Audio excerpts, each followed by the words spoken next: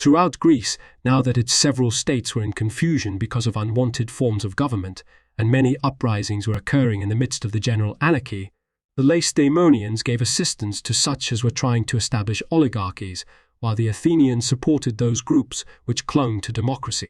For both these states did maintain the truce for a short time, but then, acting in cooperation with their affiliated cities, renewed the war, no longer respecting the general peace that had been agreed upon. So it came about that in Zacynthos the popular party, being angry and resentful toward those who had held control of the government during the domination of the Lacedaemonians, drove them all into exile. These Zacynthans, having taken refuge with Timotheus the Athenian in charge of the fleet, joined his naval force and fought with him. Accordingly, they made him their confederate, were transported by him to the island, and seized a stronghold by the sea, which they called Arcadia. With this as their base, and having the support of Timotheus, they inflicted damage upon those in the city. And when the Zacynthans asked the Lacedaemonians to help them, these latter at first sent envoys to Athens to denounce Timotheus, but then, seeing that the Athenian people favored the exiles, they organized a fleet, and manning 25 triremes, sent them to assist the Zacynthans, placing Aristocrates in command. While these things were going on, some partisans of the Lacedaemonians in Corcyra revolted against the democracy and called upon the Spartans to dispatch a fleet, promising to betray Corcyra to them. The Lacedaemonians, aware of the great importance that Corcyra had for the aspirants to sea power, made haste to possess themselves of this city. So they immediately dispatched to Corcyra 22 triremes, having given the command to Alcidas. They pretended that this expedition was sent to Sicily, in order to be received as friends by the Corcyrians, and then with the assistance of the exiles to occupy the city.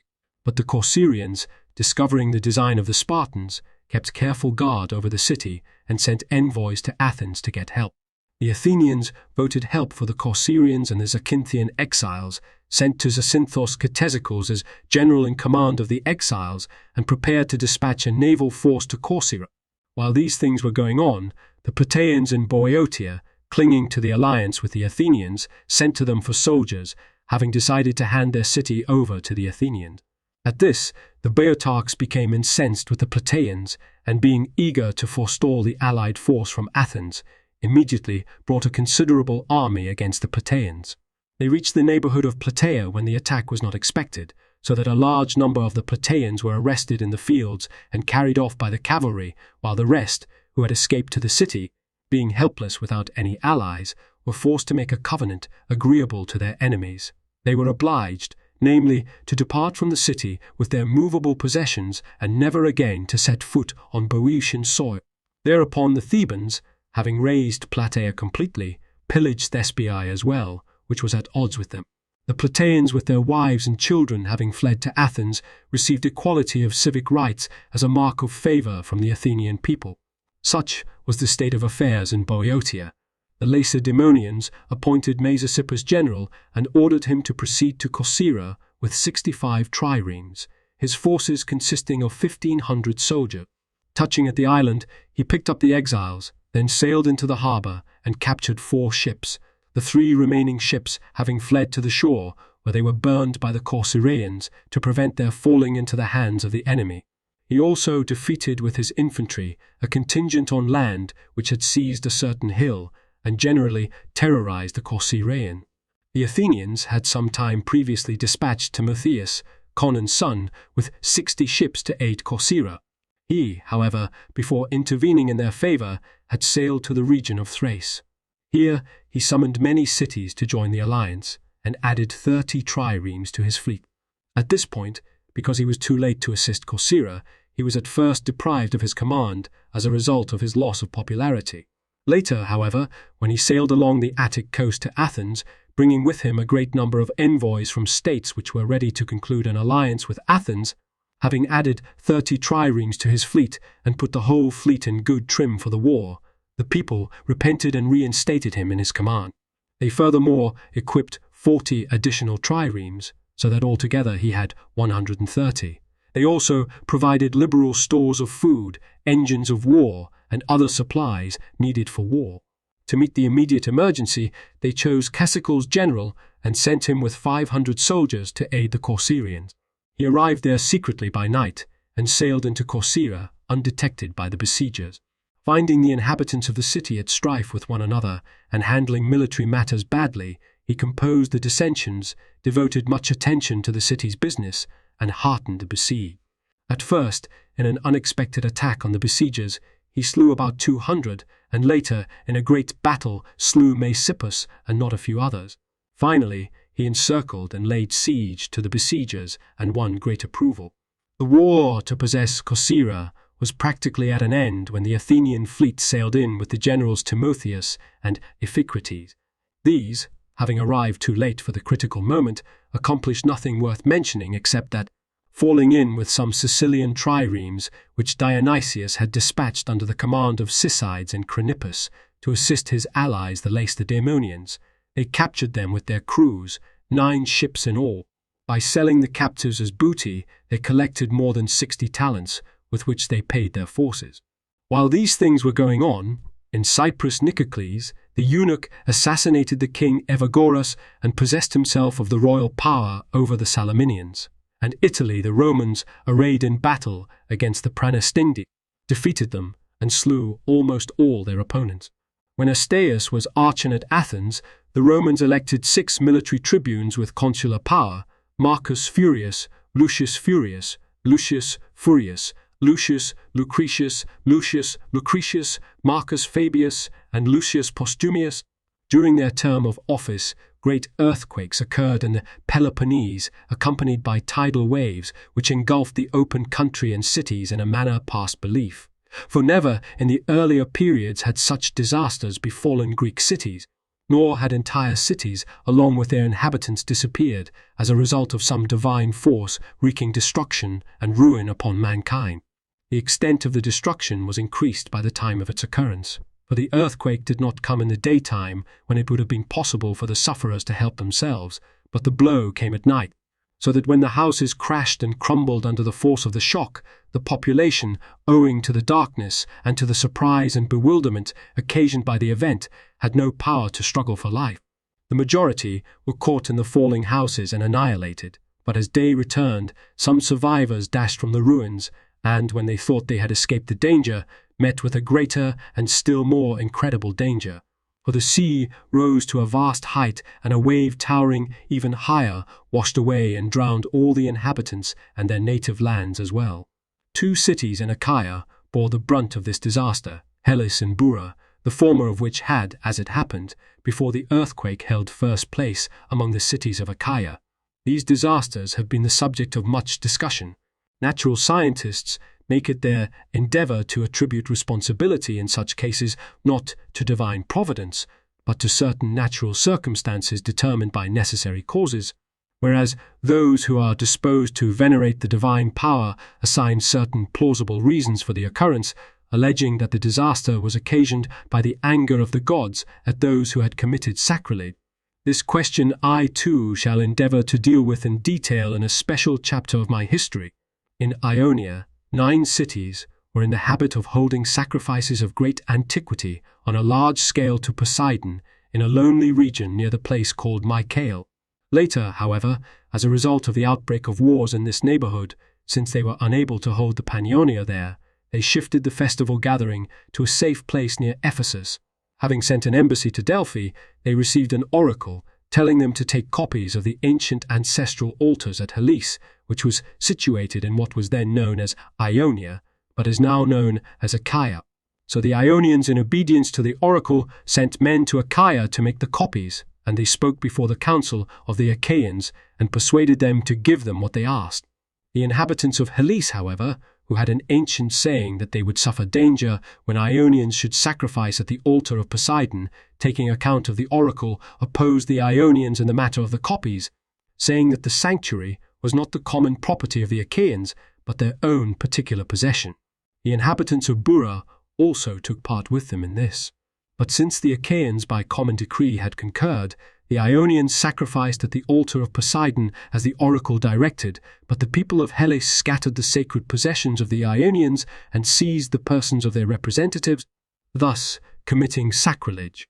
It was because of these acts, they say, that Poseidon in his anger brought ruin upon the offending cities through the earthquake and the flood, that it was Poseidon's wrath that was wreaked upon these cities. They allege that clear proofs are at hand. First, it is distinctly conceived that authority over earthquakes and floods belongs to this god, and also it is the ancient belief that the Peloponnese was an habitation of Poseidon, and this country is regarded as sacred in a way to Poseidon, and, speaking generally, all the cities in the Peloponnese pay honor to this god more than to any other of the immortals. Furthermore, the Peloponnese has beneath its surface huge caverns and get underground accumulations of flowing water. Indeed, the two rivers in it, which clearly have underground courses, one of them, in fact, near Phineus, plunges into the ground and in former times completely disappeared, swallowed up by underground caves, and the other, near Stymphalus, plunges into a chasm and flows for 200 stades concealed underground, then pours forth by the city of the Argives. In addition to these statements, the pious say further that except for those who committed the sacrilege, no one perished in the disaster. Concerning the earthquakes and floods which occurred, we shall rest content with what has been said. When Alcisthenes was archon at Athens, the Romans elected 8 military tribunes with consular power: Lucius and Publius Valerius, Gaius Terentius, Lucius Menenius, Gaius Sulpicius, Titus Papirius, and Lucius Aemilius, Sulpicius, Titus Papirius, and the Eleans celebrated the 102nd Olympiad, in which Damon of Thurii won the stadium race. During their term of office, after the Lacedaemonians had held the supremacy in Greece for almost 500 years, a divine portent foretold the loss of their empire. For there was seen in the heavens during the course of many nights a great blazing torch which was named from its shape a flaming beam, and a little later, to the surprise of all, the Spartans were defeated in a great battle and irretrievably lost their supremacy. Some of the students of nature ascribe the origin of the torch to natural causes, voicing the opinion that such apparitions occur of necessity at appointed times, and that, in these matters, the Chaldeans in Babylon and the other astrologers succeeded in making accurate prophecy. These men, they say, are not surprised when such a phenomenon occurs, but rather if it does not, since each particular constellation has its own peculiar cycle, and they complete these cycles through age-long movements in appointed courses. At any rate, this torch had such brilliancy, they report, and its light such strength that it cast shadows on the rather similar to those cast by the moon. At this time, Artaxerxes the Persian king, seeing that the Greek world was again in a turmoil, sent ambassadors, calling upon the Greeks to settle their internecine wars and establish a common peace in accordance with the covenants they had formerly made. All the Greeks gladly received this proposal, and all the cities agreed to a general peace except Thebes, for the Thebans alone, being engaged in bringing Boeotia under a single confederacy, were not admitted by the Greeks because of the general determination to have the oaths and treaties made city by city. So, remaining outside of the treaties as formerly, the Thebans continued to hold Boeotia in a single confederacy subject to themselves. The Lacedaemonians, being exasperated by this, decided to lead a large army against them as common enemies, for they cast an extremely jealous eye upon their increase of power, fearing lest with the leadership of all Boeotia they might break up the Spartan supremacy, given a suitable opportunity. For they constantly practiced gymnastics and had great bodily strength, and since they were naturally lovers of war, they were inferior to no Greek nation in deeds of valor. They had besides leaders conspicuous for their virtues, greatest among them being 3 men, Epaminondas, Gorgidas, and Pelopidas. The city of the Thebans was full of pride because of the glory of its ancestors in the heroic age and aspired to mighty deeds. In this year, then, the Lacedaemonians were making ready for war, levying armies both of their own citizens and from their allies as well. When Phrasicalides was archon at Athens, the Romans elected 8 military tribunes with consular power: Publius Manius, Gaius Erenucius, Gaius Sextus, Tiberius, Julius, Lucius, Lavinius, Publius Tribenius, Publius Trebonius, and besides Lucius and Thestius. During their term of office, the Thebans, since they were not participants in the truce, were forced to undertake alone the war with the Lacedaemonians, for there was no city that could legally join them. because all had agreed to the general peace.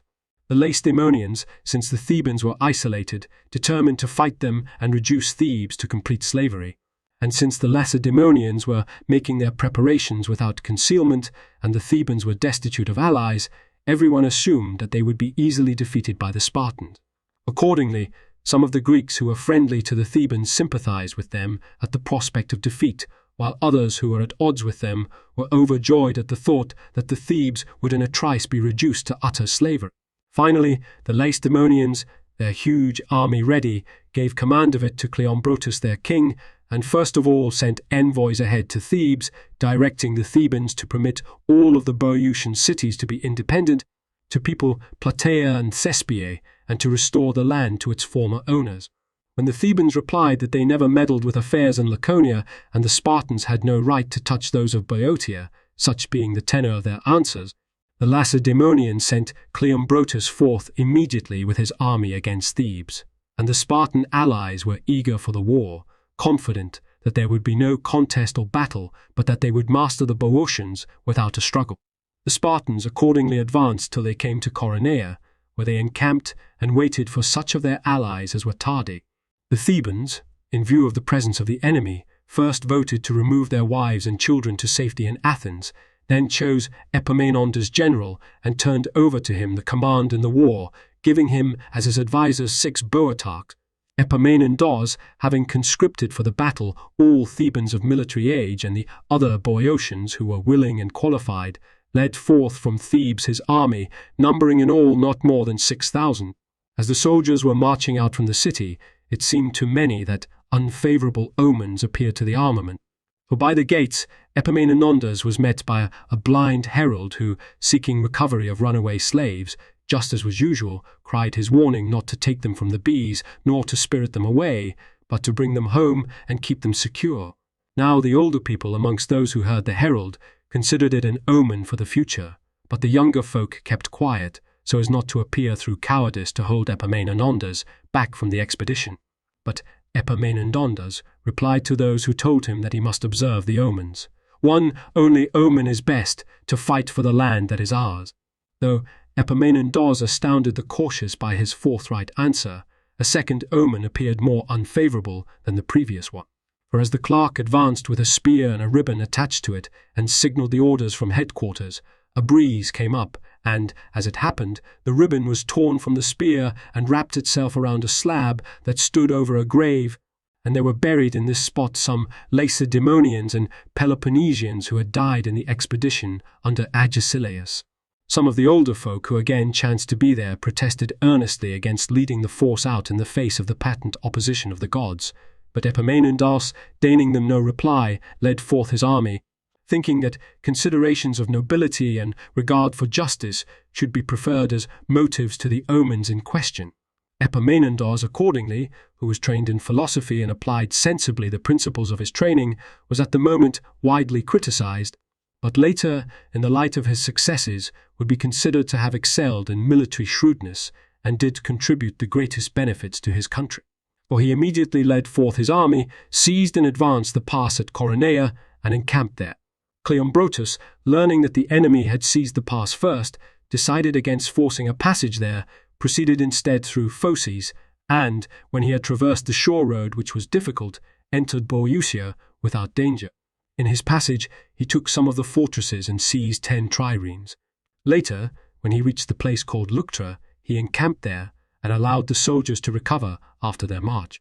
As the Boeotians neared the enemy in their advance, and then, after surmounting some ridges, suddenly caught sight of the Lacedaemonians covering the entire plain of Leuctra, they were astounded at beholding the great size of the army, and when the Boeotarchs held a conference to decide whether they ought to remain and fight it out with an army that many times outnumbered them, or whether they should retreat and join battle in a commanding position, it chanced that the votes of the leaders were equal. For of the 6 Boeotarchs, 3 thought that they should withdraw the army, and 3 that they should stay and fight it out, and among the latter Epaminondas was numbered. In this great and perplexing deadlock, the Boeotarch came to vote, whom Epaminondas persuaded to vote with him, and thus he carried the day. So the decision to stake all on the issue of battle was thus ratified. But Epaminondas, who saw that the soldiers were superstitious on account of the omens that had occurred, earnestly desired through his own ingenuity and strategy to reverse the scruples of the soldiery. Accordingly, a number of men having recently arrived from Thebes, he persuaded them to say that the arms on the temple of Heracles had surprisingly disappeared, and that word had gone abroad, and digs that the heroes of old had taken them up and set off to help the Boeotians. He placed before them another man as one who had recently ascended from the cave of Trophonius, who said that the god had directed them, when they won at Leuctra, to institute a contest with crowns for prizes in honor of Zeus the king. This, indeed, is the origin of this festival, which the Boeotians now celebrate at Lebedeia. An aider and abettor of this device was Leandrius the Spartan, who had been exiled from Lacedaemonian and was then a member of the Theban expedition. He was produced in the assembly and declared that there was an ancient saying amongst the Spartans, that they would lose the supremacy when they should be defeated at Latreia at the hands of the Thebans. Certain local oracle-mongers likewise came up to Epaminondas, saying that the Lacedaemonians were destined to meet with a great disaster by the tomb of the daughters of Leuctrus and Scedasus for the following reasons. Leuctrus was the person for whom this plain was named. His daughters, and those of a certain Scedasus as well, being maidens, were violated by some Lacedaemonian ambassadors. The outraged girls, unable to endure their misfortune, called down curses on the country that had sent forth their ravishers and took their lives by their own hands. Many other such occurrences were reported, and when Epaminondas had convened an assembly and exhorted the soldiers by the appropriate pleas to meet the issue, they all shifted their resolutions, rid themselves of their superstition, and with courage in their hearts stood ready for the battle. There came also at this time to aid the Thebans an allied contingent from Thessaly, 1,500 infantry and 500 horsemen, commanded by Jason. He persuaded both the Boeotians and the Lacedaemonians to make an armistice and so to guard against the caprices of fortune. When the truce came into effect, Cleombrotus set out with his army from Boeotia, and there came to meet him another large army of Lacedaemonians and their allies, under the command of Archidamos, son of Agesilaus. For the Spartans, seeing the preparedness of the Boeotians and taking measures to meet their boldness and recklessness in battle, had dispatched the second army to overcome by the superior number of their combatants the daring of the enemy. Once these armies had united, the Lacedaemonians thought it cowardly to fear the valor of the Boeotians, so they disregarded the truce and with high spirits returned to Leuctra. The Boeotians too were ready for the battle, and both sides marshalled their forces. Now, on the Lacedaemonian side, the descendants of Heracles were stationed as commanders of the wings, namely Cleombrotus the king and Archidamus son of the king Agesilaus, while on the Boeotian side Epaminondas, by employing an unusual disposition of his own, was enabled through his own strategy to achieve his famous victory. He selected from the entire army the bravest men and stationed them on one wing, intending to give to the finish with them himself. The weakest he placed on the other wing, and instructed them to avoid battle and withdraw gradually during the enemy's attack. So then, by arranging his phalanx in oblique formation, he planned to decide the issue of the battle by means of the wing in which were the elite. When the trumpets on both sides sounded the charge and the armies simultaneously with the first onset raised the battle cry, the Lacedaemonians attacked both wings with their phalanx in crescent formation, while the Boeotians retreated on one wing, but on the other engaged the enemy in double quick time. As they met in hand-to-hand combat, at first both fought ardently and the battle was evenly poised. Shortly, however, as Epaminondas' men began to derive advantage from their valor and the denseness of their lines, many Peloponnesians began to fall, for they were unable to endure the weight of the courageous fighting of the elite corps. Of those who had resisted, some fell and others were wounded, taking all the blows in front. Now, as long as King Cleombrotus of the Lacedaemonians was alive and had with him many comrades in arms who were quite ready to die in his defense, it was uncertain which way the scales of victory inclined. But when, though he shrank from no danger, he proved unable to bear down his opponents and perished in an heroic resistance after sustaining many wounds, then, as masses of men thronged about his body, there was piled up a great mound of corpses. There being no one in command of the wing, the heavy column led by Epaminondas bore down upon the Lacedaemonians, and at first by sheer force caused the line of the enemy to buckle somewhat. Then, however, the Lacedaemonians, fighting gallantly about their king, got possession of his body, but were not strong enough to achieve victory.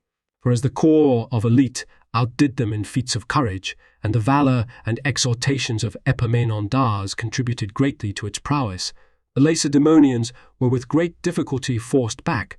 At first, as they gave ground, they would not break their formation, but finally, as many fell and the commander who would have rallied them had died, the army turned and fled in utter rout.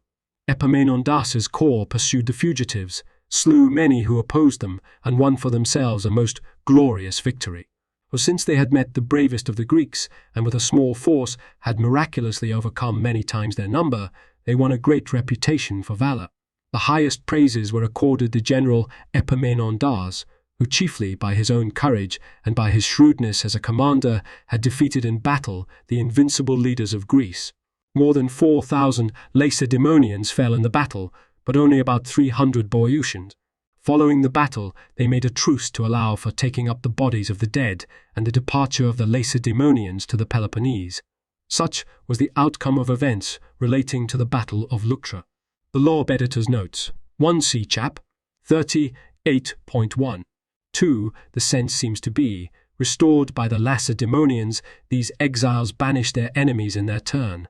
3. Arcadia may have been the name of the fortress, and Nellis, I2, 43.133, 134, the name of the mountain on which it was constructed. See Dittenberger 3, 1.147, note 48. 4. See account in Xenophon, Hell, 6.2, true 3. Belok, Griechische Geschichte 2, 3.1, 156, places the attack after the formation of the peace in the late autumn of 375. Carey, Cambridge Ancient History, 6.77, gives 374. 5. They even went so far as to make the Zacinthian Democrats members of the League. Cambridge Ancient History, Ibid. See Inscription List, id 243.131, f. Where the Zacinthians appear as the last addition to the list. Dittenberger 3, 1.147, note 42, gives the date 374. 6. He must have been Spartan Nauarch for 375. 4. According to Belok, Griechische Geschichte 2, 2.2, 2.2, 281. 7. As to the Lacedaemonian aggressions, see Carey, Cambridge Ancient History, 6.77, and Xenophon, Hell, 6.24. Note the intervention of Dionysius in Chap. 47.7. 8 annual officials, 11 in number, of the Boeotian League, for reduction to 7 C note on Plenty 1. 9. See also Xenophon, Hell, 6.31 and 5. Isocrates, Plateacus, Pausanias, 9.18, sets the fall of Plataea in 373-2, when Astyaeus was Archon. 10 C. Chap. 51.3 and Xenophon, Hell, 6.31. Pausanias, 9.14, seems to place the destruction of Thespiae after the Battle of Leuctra. 11. A privilege rarely accorded by the Athenians in these days. The Democrats of Samos had been accorded this privilege near the close of the Peloponnesian War. The Plataeans had been granted citizenship in the same war, and Meyer, Geschichte des Altertums, 5.399, contends that this still held. This grant of Isopoliteia seems not to have been of the Hellenistic type. W. S. Ferguson, Greek Imperialism, 31, by which the citizen of one state enjoyed certain privileges, qui p. civitas sine suffragio, in another state during residence there. 12 late summer, 373, Belok, Griechische Geschichte 2, 3.1, 158, see Xenophon, Hell, 6.2315. 13 Timotheus was not reinstated, though he was acquitted in this cause célèbre. See Xenophon, Hell, 6.213. Nepos, Timotheus, 4. Demosthenes, 49.9 f. 22. 14 C. Chap. 46.3 and Xenophon, op. Cit. 2.10. 15c Xenophon, Hell, 6.2-1626. The year is 372. 16 Timotheus is wrongly included. See Cambridge Ancient History, 6.77. 17 perhaps the occasion mentioned in Book 16.57. 3. Dionysius also sent presents for Delphi, Seep, Ig, 22.139, which was burned, Dittenberger 3, 295, in 373. 18 see also Xenophon, Hell, 6.2, 27, 39, and Polyaenus, 3.955. 19 Theopompus, Fr. 111, says that Evagorus and his son Nitagoras were murdered by a eunuch Thrasideus. Nicocles, the son and successor of Evagorus, probably had no hand in the murder. See also Aristotle, Politics, 5.1311, I Socrates, ad Nicoclem, I, Nicocles, I, E, and Evagorus, 72. Diodorus has abbreviated his source overmuch and made Nicocles the eunuch. 20 see Livy, 6.27, 9f. 21 see Strabo, 1.3, 18. Then there are Burra and Hellas. Burra disappeared in a chasm of the earth, and Hellas was wiped out by a wave from the sea. L.L. Jones, L.L. Jones, L.L. Jones, L.L. These cities are in Achaia, Hellas east of Aegeum, on the Corinthian Gulf, and Burra inland. It is strange that no mention occurs of Delphi if the same earthquake caused the fire of 373, Pa. 71, Dittenberger 3, 295, Homoli, Bull, Core, Hell, 20, 1896, 677, f. E. 22c on this subject book, 16.61-64. 23 Herodotus, 1.145, has 12 Ionian cities and makes the connection between Achaia and Ionia. Hellas and Burra are specially mentioned there as two places of refuge of the Ionians from the Achaeans. Chi. Strabo, 14.1, 20, for the festival celebrated near Mycale. 24 C. Chap, 48.3 for earthquake and tidal wave.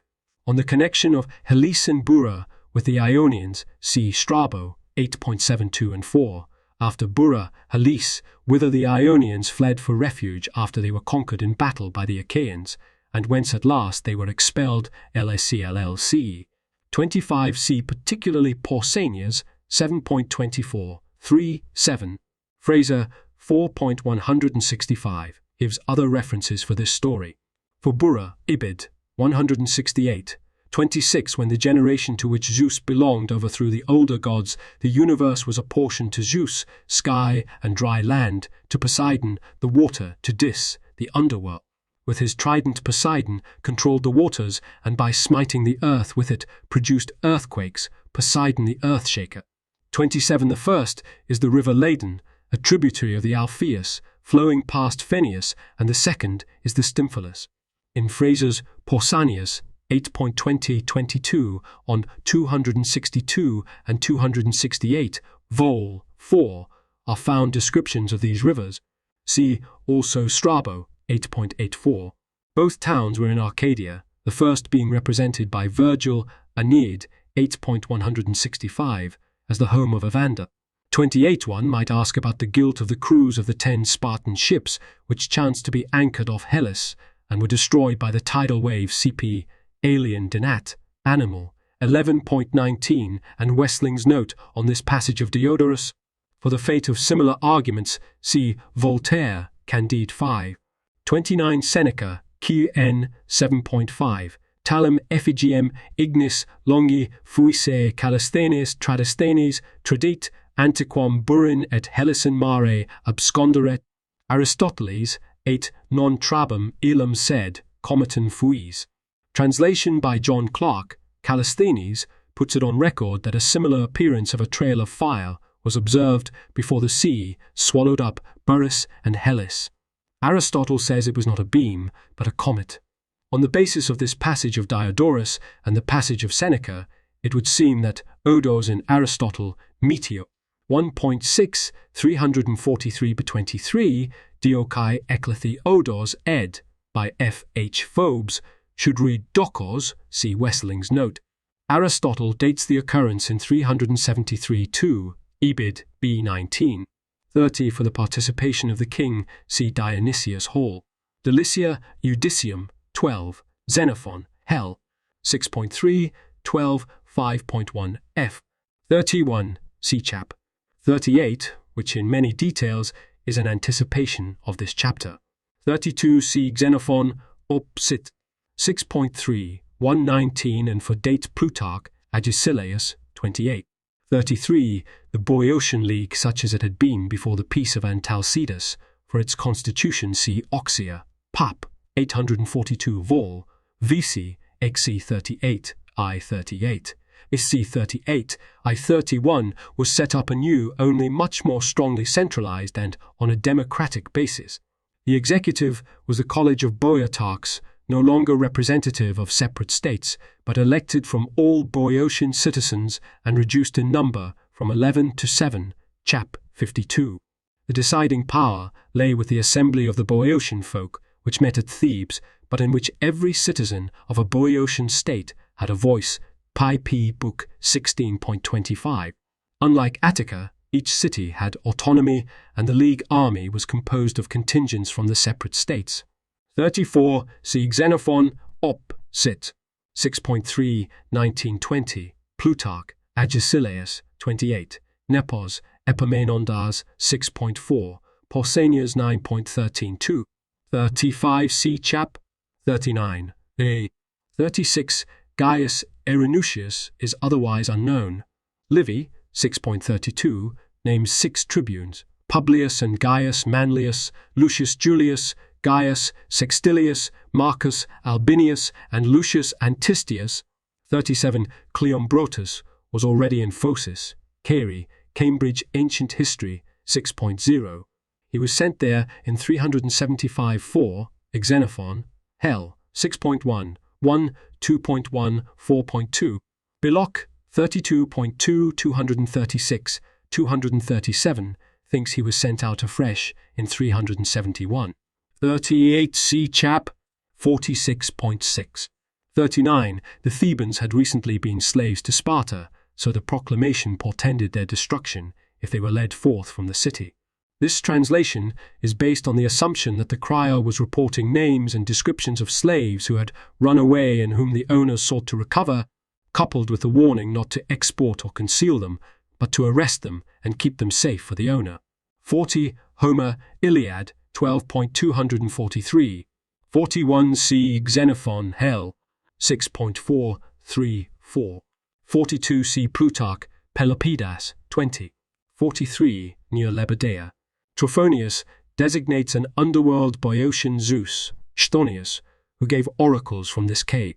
For these stories see Polyaenus 2.38. 44, not known elsewhere, perhaps an error for Cleandridas, son of Gylippus, C.P. W.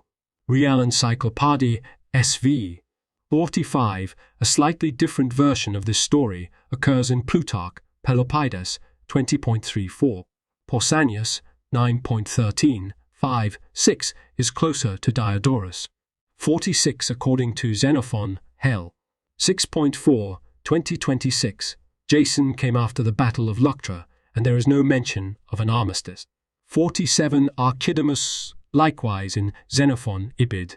18, was dispatched after and not before the battle. 48, see note on chap. 54.6. It has been suggested that Xenophon, who fails to mention Epaminondas at Leuctra and represents Archidamus as being sent out after the battle, was attempting to belittle the part of Epaminondas as victor and to spare his best friend Agesilaus, the father of Archidamus, the disgrace of his son's defeat. There is no evidence for this view. 49, in the account of the battle, Diodorus fails to give any hint of cavalry action. See Xenophon, L.C. 10:13, which was coordinated with the rapid advance of the Theban corps d'élite. This coordination, see Caere, Cambridge Ancient History, 6.82, more perhaps than the denseness of the core and the echelon formation of the Thebans, was a new factor in the fighting later developed by Macedon. 50 Diodorus probably is exaggerating. Xenophon, Hell, 6.4:15, says almost 1,000. The previous next to images with borders lead to more information. The thicker the border, the more information. Details here, thanks to John Lendering of Livius for sharing in the labor of proofreading the web transcription of this book. Up to Diodorus Classical Texts Lacus Curtius Home, a page or image on this site is in the public domain only if its URL has a total of 1 asterisk. If the URL has 2 asterisks, the item is copyright someone else and used by permission or fair use. If the URL has none, the item is C. Bill Thayer. See my copyright page for details and contact information. Page updated 29, May 18.